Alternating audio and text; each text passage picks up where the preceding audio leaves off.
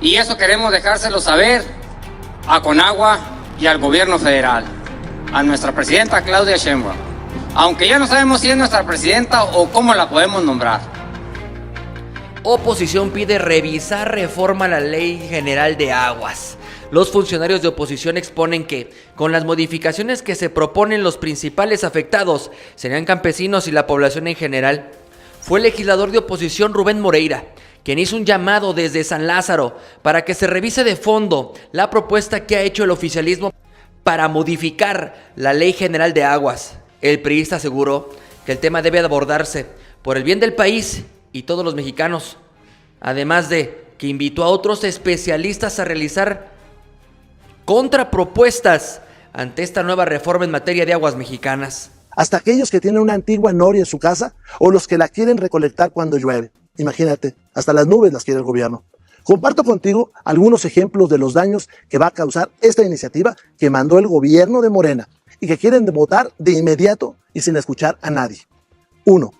Si tu parcela o propiedad, chica o grande, eso no importa, tiene agua, tú solo serás dueño de la tierra y por lo tanto no podrás heredar el agua a tus hijos o esposa. 2. Si quieres vender tu tierra, no puedes venderla con todo y el agua. Esa la tendrás que regresar al gobierno. No importa que tú la hayas sacado, almacenado, electrificado el pozo o conducido a los lugares de siembra.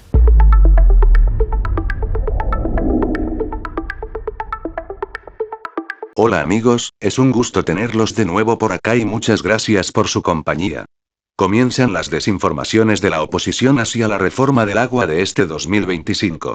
Rubén Moreira, este personaje priista que acabamos de ver, prácticamente señala que el gobierno le quitará el agua al pueblo y será del Estado. Mentira. El agua siempre ha pertenecido a la nación. ¿Pero por qué mentir de manera tan férrea? Sencillo. Los acaparadores de agua serán los afectados, al igual que los dueños de enormes ranchos que por sus tierras pasan ríos, los desvían para almacenar, y después le venden el agua a municipios y a los verdaderos campesinos. Entre los acaparadores se encuentran personajes de la política y obviamente aliados del PRI como un tal Levarón. ¿Lo recuerdan? Le doy la bienvenida a Adrián Levarón y a Brian Levarón. Gracias por estar aquí para hablar de esto que sucedió hace 5 años. Ya se fue el gobierno de López Obrador, ya llegó el gobierno de Claudia Sheinbaum y al final del día no hay respuestas. Buenas noches, bienvenidos. Buenas noches, muchas gracias. Gracias a ti. Adrián, por favor, recuérdale a nuestro público qué sucedió aquella noche, aquella tarde del 4 de noviembre de 2019, cuando ustedes pues tienen que enfrentar esta tragedia familiar. Pues fue muy temprano en la mañana del 4. Se conoció en la noche, pero fue en la mañana. Sí, exactamente, pero no te creas, sí, mucha gente supo desde la mañana. O sea, a nivel nacional lo conocimos de noche, pero tienes razón, sí. Ocurrió en la mañana. Sí, ocurrió en la mañana, supe que mi hija la habían atacado a 5 minutos de su casa. Acaba de agarrar, le dicen brecha, pero es un camino de terracería muy traficado, muy necesario. Y ella vivía en La Mora, en Bavispe. ¿Tu hija? Mi hija. ¿Y tus nietos? Y mis nietos, y fueron lo primero que se supo, porque a ellos les tuvieron muchos disparos, pero se sabe por trabajos forenses de que muere quemada. Y mis nietos. Porque después de atacarlos con disparos, sí, incendian los vehículos. Incendian. Y se sabe que mueren quemados, no quemaron gente muerta, quemaron gente viva. Y eso lo entendimos y fue muy dura la agonía que vivimos ese 4 de noviembre del 2019, donde no sabíamos qué estaba pasando con las otras 2 camionetas. Tenemos que entender que esta es una sierra, no había señal, queríamos que no fuera cierto, y nos subimos buscándolos. Y qué sorpresa fue que ya de noche, ya bastante oscuro, encontramos nosotros que fuimos, porque nunca recibimos ayuda. y fuimos los primeros en llegar. En la mañana el caso de mi hija y en la tarde el caso de Cristina y Dana, las otras masacradas. Y es un pesar.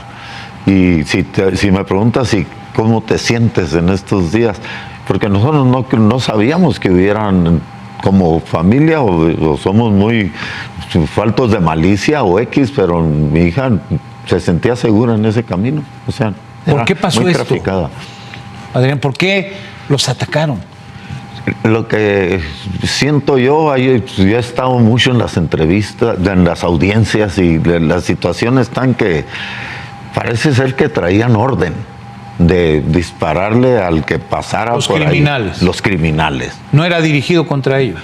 Contra nosotros, mis hijos, no era, pero sí era dirigido contra quien pasara. Contra quien fuera. O sea, sí es un plan de asesinato y se sabe por las audiencias que yo he estado que fue planeado.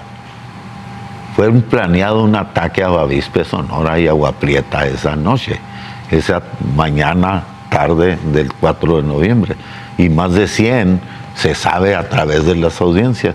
Yo les quiero explicar al público que nos escucha que eso arroja la investigación. Y fueron más de 100 los que planearon, se dice el takeover de la plaza, del territorio. Yo sí creo muy fuerte que fue un conflicto casi interno dentro de un mismo cártel. De un grupo criminal. Un grupo criminal, pero un grupo, no eran como dos grupos.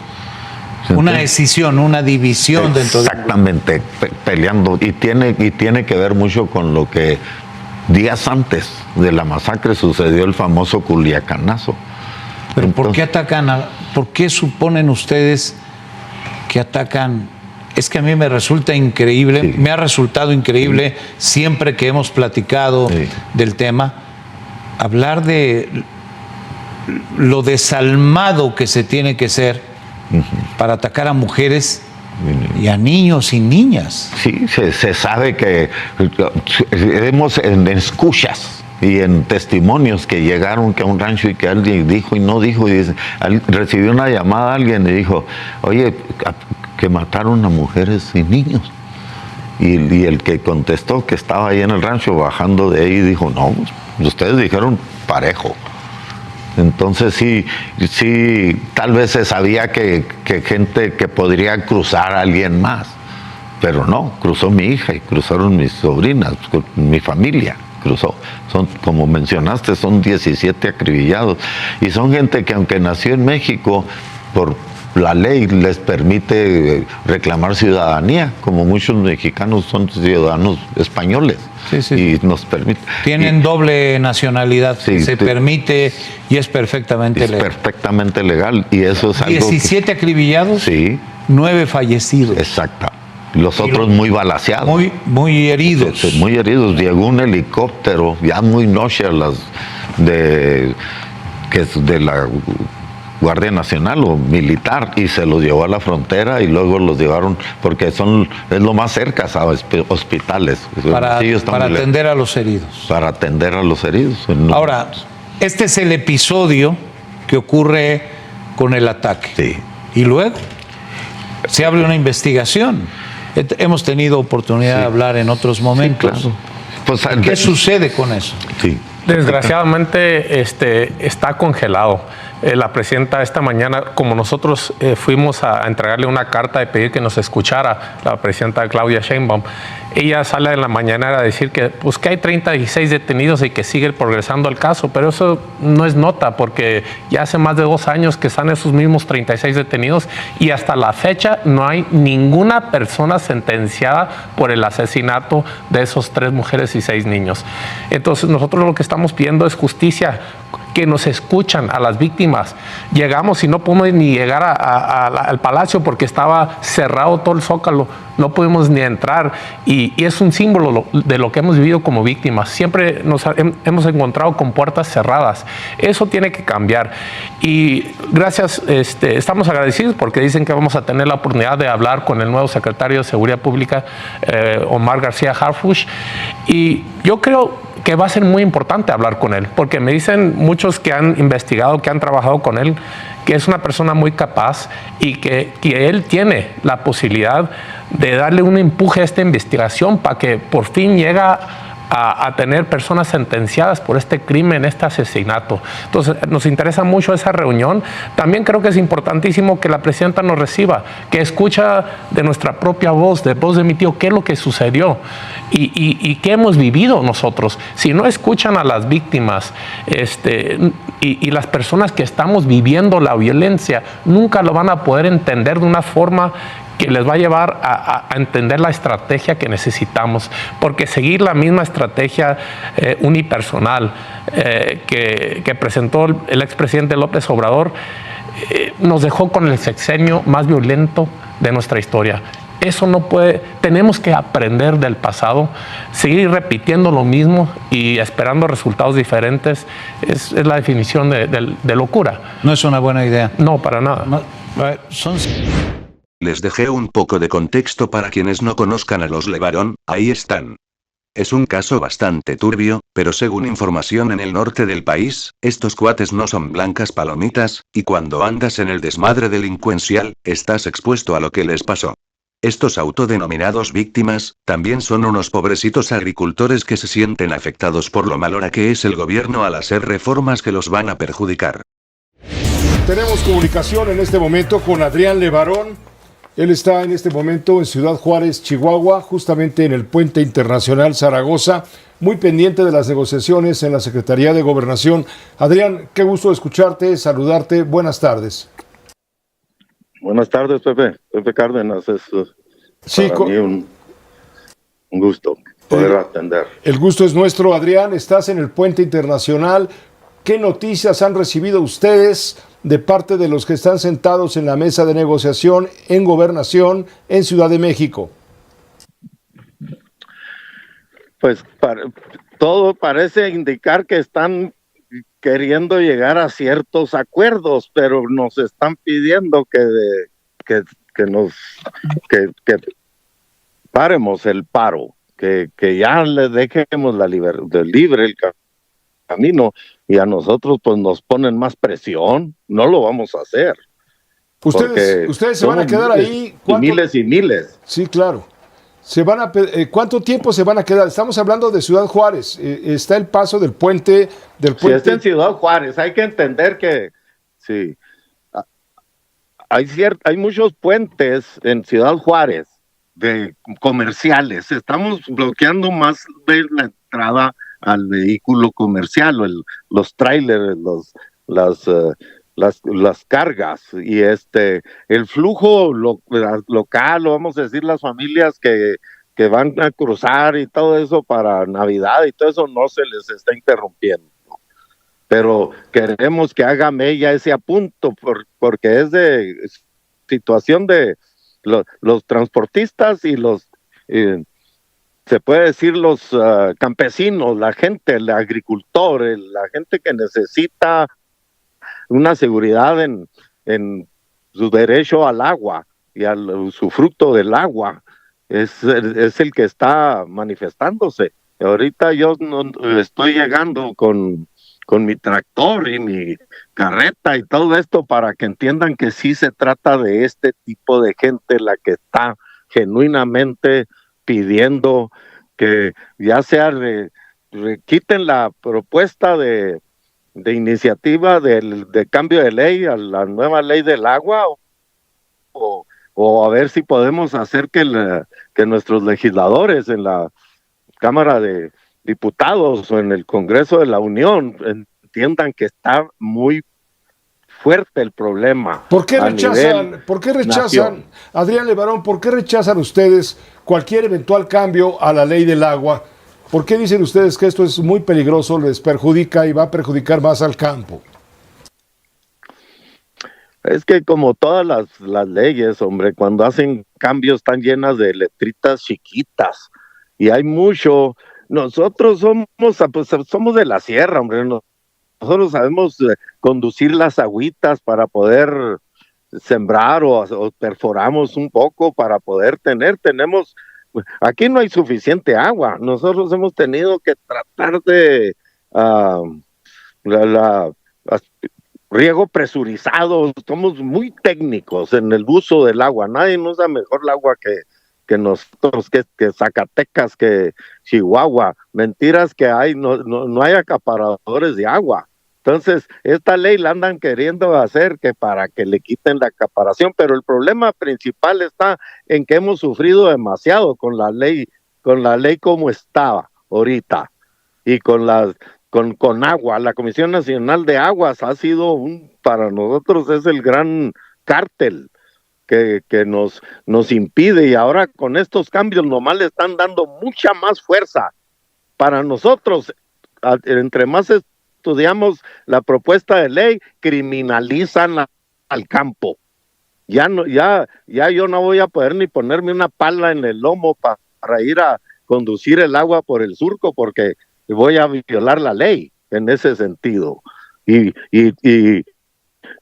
se va, yo lo digo así, si llega a pasar esta nueva ley del agua, va a ser el inicio de un gran conflicto nacional entre la ciudadanía y el gobierno. Adrián, se cumplen ya 24 horas, poco más de 24 horas del bloqueo de agricultores ahí en el Puente Internacional Zaragoza, donde tú te encuentras. Sí. Están dejando a camiones de carga varados, pero están permitiendo, me lo dices, que aquellas personas que van al otro lado, quizá de compras, en fin, las están dejando pasar. O que vuelven. Sí. Pues los que vuelven. Hay mucho paisano que está yendo a su pueblo. Correcto. Nosotros no estamos interrumpiendo eso. O sea, peatones y autos particulares pueden circular de manera normal. Absolutamente. Estamos empujando a eso. En los bloqueos a nivel nacional pasa lo mismo. Hay uno que otro que está fuerte, pero acá para el norte estamos procurando que los carros particulares y eso sí tengan su cruce. Sabemos que cientos de camiones de carga permanecen varados en las inmediaciones de estos puentes internacionales, por ejemplo, el puente Córdoba-Las Américas, Zaragoza, el puente La Garita-Santa Teresa. Tornillo, Santa Teresa, todos estos. Exacto, en la carretera Chihuahua-Juárez, ¿no? En el kilómetro 350, en fin, en la Glorieta también. Y ahí los agricultores de los municipios de Jiménez, Coronado y Matamoros, al sur del estado, continuarán la interrupción del paso del tren en la línea ferroviaria A también, como muestra de protesta. Pues Adrián, te agradezco muchísimo el haber podido conversar, aunque sean unos cuantos minutos. Aquí estamos para servirles, Pepe, y gracias por la entrevista. Es de mucho valor para nosotros. A ustedes, gracias por aceptarla. México. Hasta pronto. ¿Qué pasa cuando los que roban agua protestan porque se la quitan? Bienvenidos a la historia más hipócrita del norte de México. Los Levarón versus la Ley de Aguas 2025. Los Levarón controlan más de 12,000 hectáreas en Chihuahua. Su negocio, exportar nueces a Estados Unidos por millones de dólares. El secreto de su éxito, simple. Agua. Mucha agua. Cada árbol de nogal consume hasta 10,000 litros al año. Multiplica eso por miles de árboles. El problema es que esa agua no es suya. Desde 2012, organizaciones campesinas denuncian que los Levarón han perforado al menos 10 pozos ilegales en zonas con veda desde 1957. Veda significa prohibido extraer agua, pero ellos lo hicieron de todas formas. Las consecuencias, devastadoras. El ejido Constitución, con casi 900 familias campesinas, está literalmente frente al rancho Levarón. Sus pozos están secos, sin agua para beber, sin agua para cultivar. Nuestros cultivos mueren mientras ellos exportan nueces, denuncian los campesinos. En 2018, 500 agricultores entraron al rancho para clausurar los pozos ilegales. Fueron recibidos a balazos. 2 campesinos heridos. ¿Quiénes acabaron con órdenes de aprehensión? Los campesinos que protestaban, no los Levarón que perforaron ilegalmente.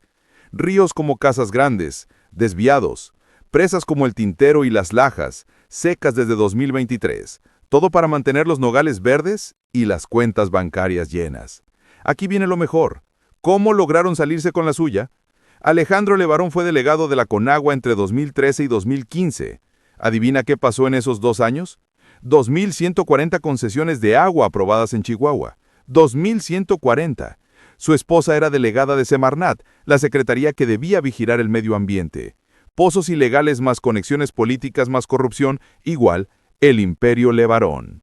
Mientras tanto, Chihuahua tiene 16,000 pozos irregulares. Se extrae el doble del agua autorizada. Los Levarón están en el centro de este sistema.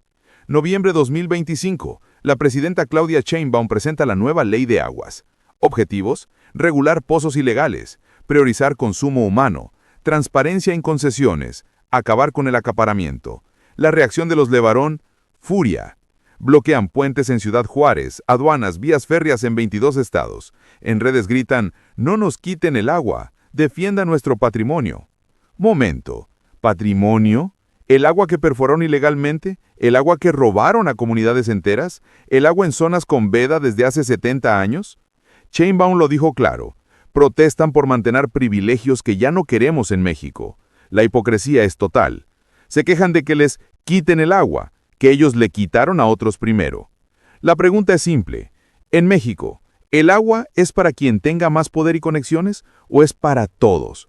Los Levarón pueden protestar lo que quieran, pero no pueden llamar robo a una ley que busca justicia cuando ellos llevan décadas robando. El agua es de la nación, no de familias privilegiadas. ¿Tú qué opinas? La verdadera cara de los Levarón ahí está. La verdadera cara de Rubén Moreira intentando defender a sus aliados Levarón queda al descubierto. Como ciudadano, no veo con malos ojos la ley tal como está escrita, pues eliminar a los que poco a poco se hacen millonarios a costa de los verdaderos campesinos que sufren por el suministro del agua, es justicia social. Total, si a tipejos como los Levarón no les parece, me vale un comino.